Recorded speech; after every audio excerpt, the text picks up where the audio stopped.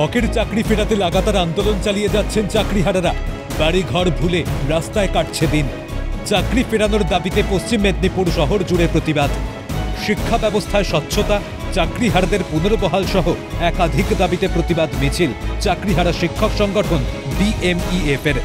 মেদিনীপুর শহরের অশোকনগর থেকে একটি প্রতিবাদ মিছিল শুরু হয়ে গোটা শহর পরিক্রমা করে। শহরের কালেক্টরেটে পথ অবরোধ করে বিক্ষোভ দেখান তারা। দাবি পূরণ না হলে বৃহত্তর আন্দোলনের হুঁশিয়ারি। উপস্থিত ছিলেন সংগঠনের রাজ্য নেতৃত্ব ইসারুল মণ্ডল। তিনি বলেন, এটা কোনো জাজমেন্ট নয়, পানিশমেন্ট। পড়ুয়াদের কাছে শিক্ষকের সম্মানটাই নষ্ট হয়ে গিয়েছে।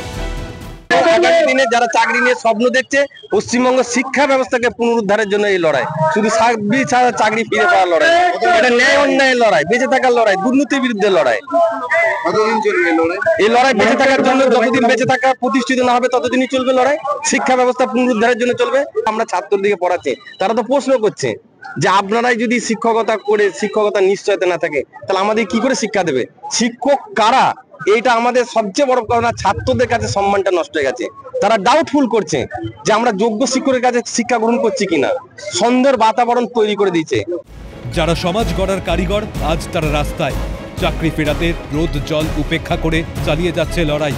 আর প্রশ্ন এখানেই, যেখানে শিক্ষকদের ভবিষ্যতের কোনো নিশ্চয়তা নেই, সেখানে এই রাজ্যে পড়ুয়াদের ভবিষ্যৎ কি হবে ভবিষ্যৎ প্রজন্মের? কবে ফিরবে হকের চাকরি? পশ্চিম মেদিনীপুর থেকে অভিষেক চক্রবর্তীর রিপোর্ট, ক্যালকাটা নিউজ।